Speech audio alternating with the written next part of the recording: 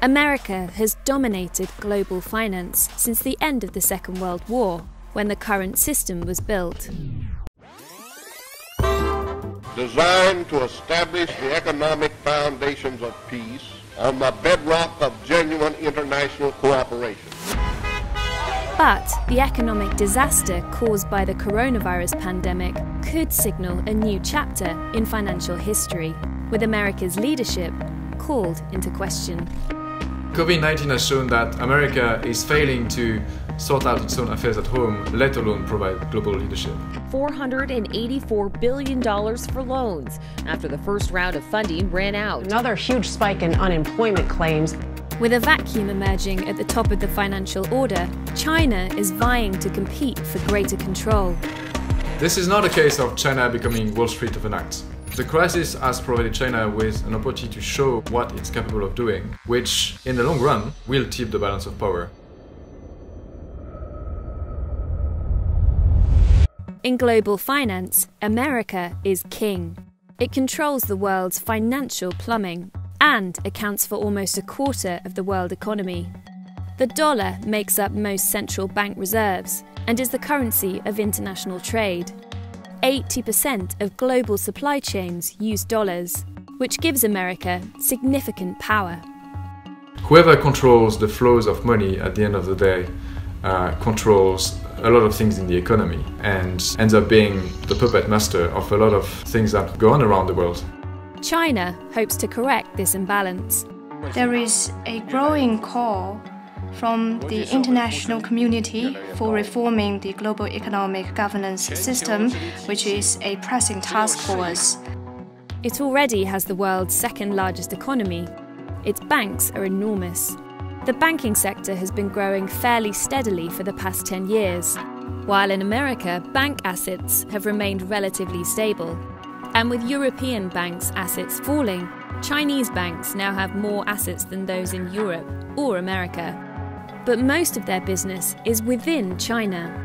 Chinese banks account for only 7% of cross-border lending. So the bank's vast size hasn't translated into influence within the world's financial system yet.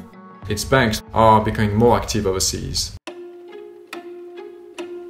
They are lending to companies, in particular Chinese companies that are globalizing. China is also giving its own currency a more prominent role. In commodities market, it has convinced a few companies to use the currency. Rio Tinto, which is one of the largest iron ore miner in the world, issued its first contract in yuan last year. The COVID-19 pandemic could increase China's financial influence. China is now sharing its experience with the rest of the world and providing much-needed supplies. 30 tons of equipment to Italy, 500,000 surgical masks to Spain. Following the outbreak in Wuhan, China has positioned itself as a global leader, containing the outbreak, agreeing to deals to suspend repayment of some of its loans, and charging ahead with vaccine development. The COVID crisis, at least so far, has cast a negative shadow on the capacity for leadership of America. It did not try or even show interest in marshalling a global response to this crisis. It's going to disappear. One day it's like a miracle, it will disappear. This could offer an opportunity for China because it's tried to fill the vacuum that America has left in terms of global leadership.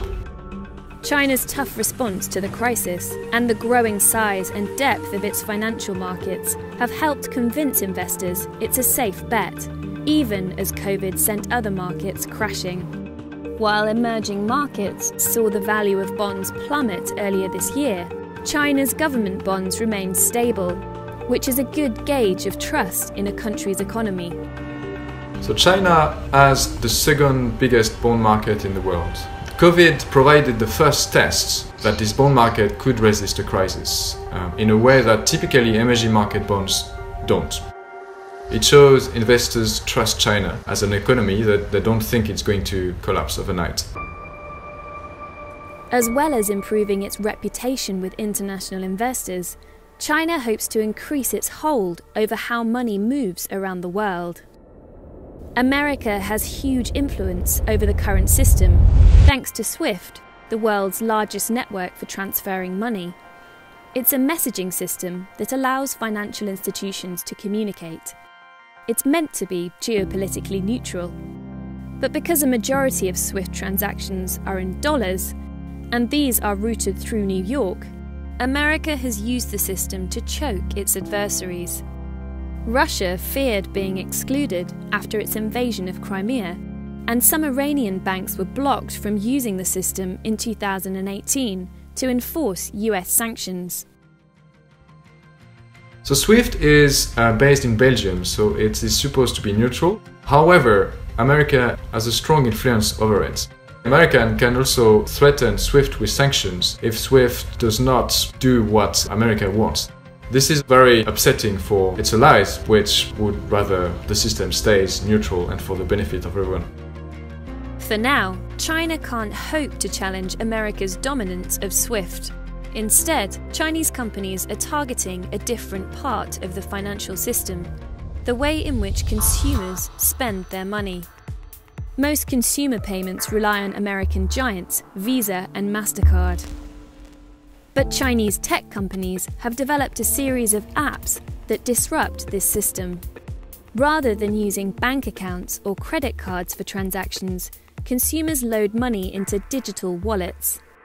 Consumers can then do almost anything, from paying parking fines to making investments or ordering taxis, without any of this money flowing through the banks, creating a parallel financial ecosystem.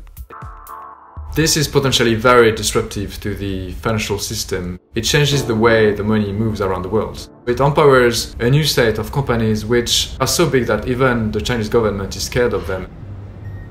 Last year, Chinese customers made mobile payments worth a total of $49 trillion.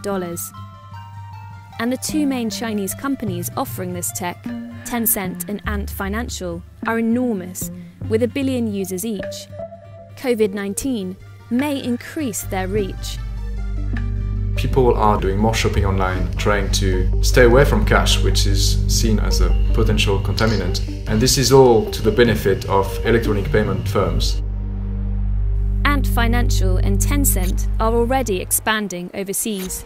Ant Financial's app, Alipay, is accepted in 56 countries and regions. And other digital wallet firms are buying into their tech. Alipay's QR format has already been adopted by 6 European mobile wallets. America has reasons to be worried about the Chinese giants. They are getting bigger in the region because they are investing the wallets in Southeast Asia and beyond. And in effect, it creates a system that is not reliant on American companies, American standards, American norms. But China faces a major obstacle. Much of the world distrusts its intentions. China denying a cover-up. Where top Chinese officials kept it quiet. After all, Chinese leaders initially denied and covered up the spread of COVID-19. There is always a doubt about what is the ultimate objective that China is pursuing in being so collaborative at the present time. It is not always transparent about the truth and what happens in its own country. In a global financial system, you need transparency, you need to know the facts, what's going on, to make sure the system is in good health. As China's financial sphere of influence grows, it's unclear whether it will complement America's by creating more competition or undermine the existing system. In the end, what we could see is the fragmentation of the global financial system in an America-dominated sphere and a China-dominated sphere. These two systems don't have to be mutually exclusive, they could actually collaborate with each other. If they do, great. If they don't, then it will be harder to move money around the world. It will be a costlier, a more dangerous financial system, and in the end, most people will lose out. China may not become the dominant force in global finance anytime soon, but COVID-19 is helping to fast-track its progress. And as the world recovers from the virus and economies begin to open up, China will be well placed to make significant gains. Thanks for watching. I'm Mathieu Favas, finance correspondent at The Economist. And if you want to read more about how the COVID crisis is going to change the financial system, please click the link opposite.